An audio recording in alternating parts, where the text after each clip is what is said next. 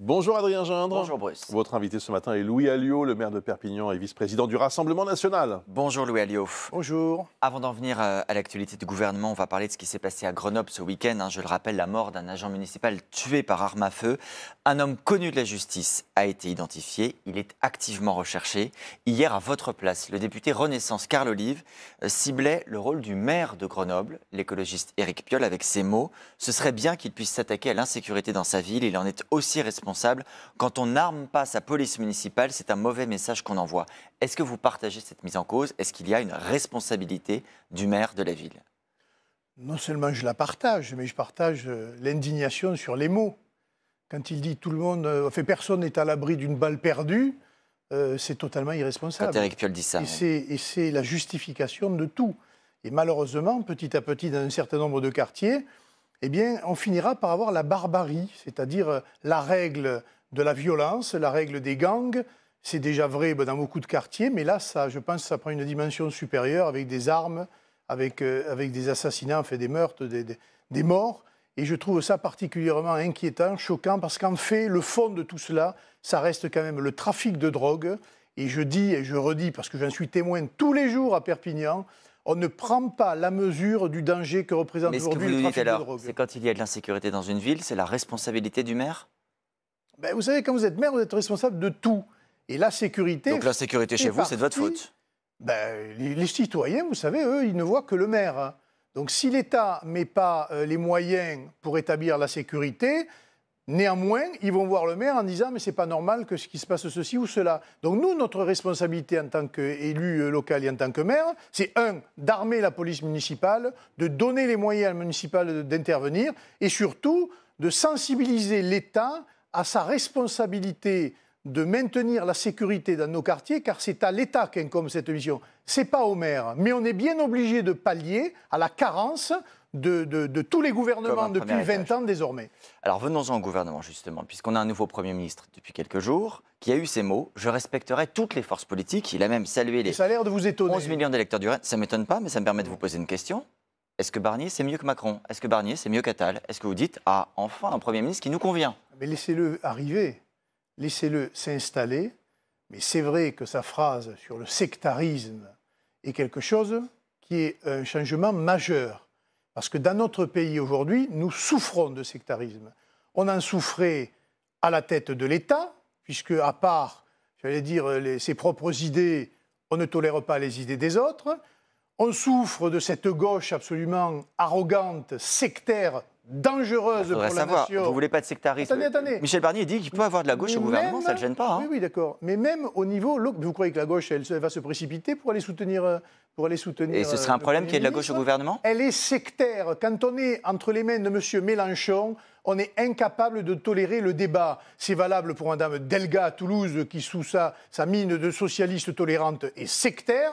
Et on le voit en province. Ces gens-là ne tolèrent qu'une seule idée, la leur. Donc s'il y a de la gauche au gouvernement, vous direz non merci, inacceptable. On verra de quelle gauche, on verra sur quel texte et on verra sur quel programme. Ce n'est pas les hommes qui sont en soi, j'allais dire, qui mettent en difficulté la politique gouvernementale. C'est aussi les idées.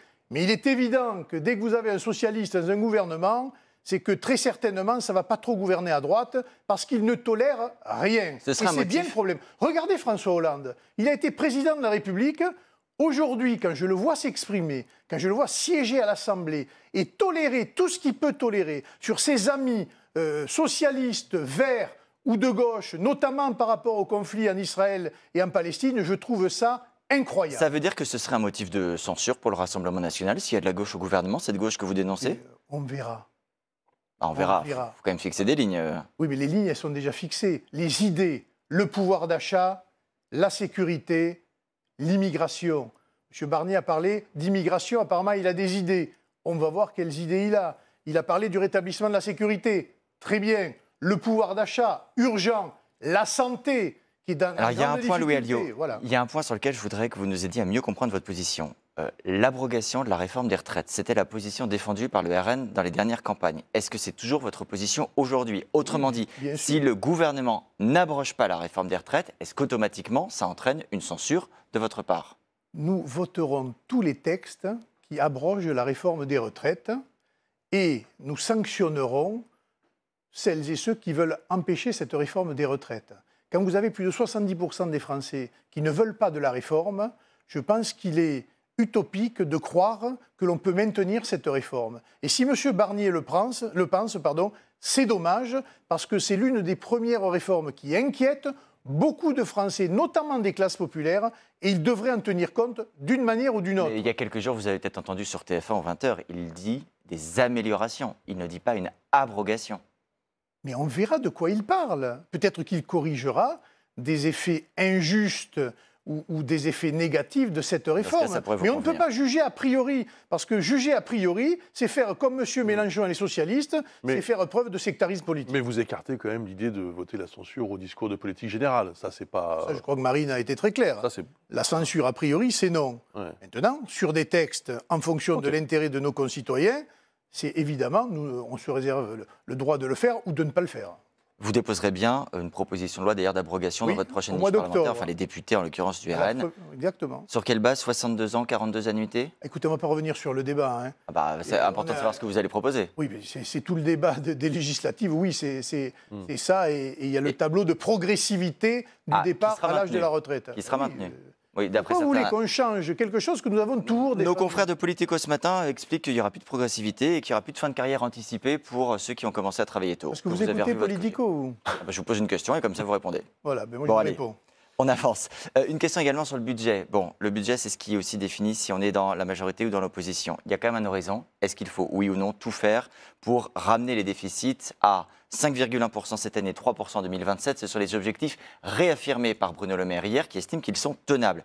Est-ce qu'ils sont, de votre point de vue, tenables et souhaitables? Est-ce qu'il faut tout faire pour réduire ces déficits à ces chiffres-là? Si on veut réduire les déficits, il faut aller là où on peut réduire les dépenses. Les arrêts maladie, par exemple. Oui, d'accord. Justement, comme par hasard, les arrêts maladie. Mais sur l'immigration, on n'entend pas parler des économies que nous pourrions faire. On va regarder sur la fraude sociale, sur la fraude fiscale. Mais les arrêts maladie, par exemple, on peut toucher aux aides. Sûrement, mais enfin, ce n'est pas avec les arrêts maladie qu'on va résoudre le problème de la dette. Je suppose qu'il y a des niches comme celle-là qu'il faut regarder de près, mais le gros de l'endettement de la France, il faut aller aussi sur le dur. Mais il faut être courageux pour le faire. Est-ce que M. Barnier le fera? J'en suis pas sûr. Très rapidement, Louis Alliot, parce qu'on arrive à la fin de cette interview, Marine Le Pen recrute un nouveau directeur de cabinet qui vient de chez Jean-Luc Mélenchon, qui a milité pour Jean-Luc Mélenchon. Non, il ne vient pas de chez Jean-Luc Mélenchon. Il a milité pour lui, non? Non. Il a été à un moment donné séduit par Jean-Luc Mélenchon, mais ce n'est pas un gauchiste ni un personnage d'extrême gauche, loin de là. Nos confrères de Libération évoquent la participation de Jordan Bardella à l'élaboration de faux documents sur son travail d'assistant parlementaire européen. Il a démenti hier. Le journal quoi? Libération. Ah, je croyais le journal La Police, pardon. Pourquoi la police? Parce que ces gens-là font des enquêtes à charge systématiques, dont d'ailleurs à la fin, il ne se passe rien. Donc moi je prétends que cette affaire-là est totalement montée de toutes pièces et Libération est spécialiste de ça. On devrait plutôt s'interroger sur leur soutien inconditionnel au Hamas et à la partie la plus dangereuse des terroristes en Palestine et en Israël. Oui, je ne crois pas qu'il y ait eu de soutien au Hamas, mais bon. Faites attention avec ça. L'autre jour, la dernière fois, vous m'avez fait le coup. Laissez-moi vous dire que l'extrême gauche est très engagée dans le soutien du Hamas. Et justement, de ce côté-là, Libération est quelque chose d'important. Mais vous ne nous avez pas dit si Jordan Bardella pourrait prouver l'authenticité de ces documents. On verra, mais moi, si j'étais lui, je ne répondrais pas. Voilà. C'est un journal de police politique. C'est tout. Et il fait des enquêtes à charge qui vont très très loin.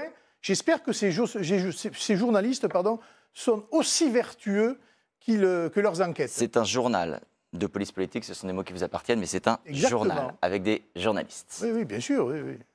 À l'Humanité aussi, vous avez des journalistes. Ça n'a pas empêché le journal d'être malheureusement au service, y compris de l'Allemagne nazie au moment de la collaboration. Voilà, vous allez très loin là, Louis Alliot, et on mélange un peu tout là. Ah, pas du tout. Excusez-moi. Il faut se détendre un peu, non, Louis Alliot? Là, c'est juste c'est une enquête de confrères. Non, ce n'est pas vrai. Si, c'est une enquête, c'est une investigation. Si ça vous dérange, écoutez, regardez un peu ce qu'il y a dedans. Avant mais j'ai lu ce matin et je vous laisse la paternité du soutien que vous apportez à Libération. Mais on n'apporte aucun soutien. On vous pose une question, vous partez en sucette, comme on dit vulgairement. Mais pas du tout. Je constate que la gauche et l'extrême gauche mènent des enquêtes avec le soutien, on va dire, d'autres journaux qui sont beaucoup plus modérés et équilibrés. Merci beaucoup, Louis Alliot. Merci à vous. Merci à Adrien.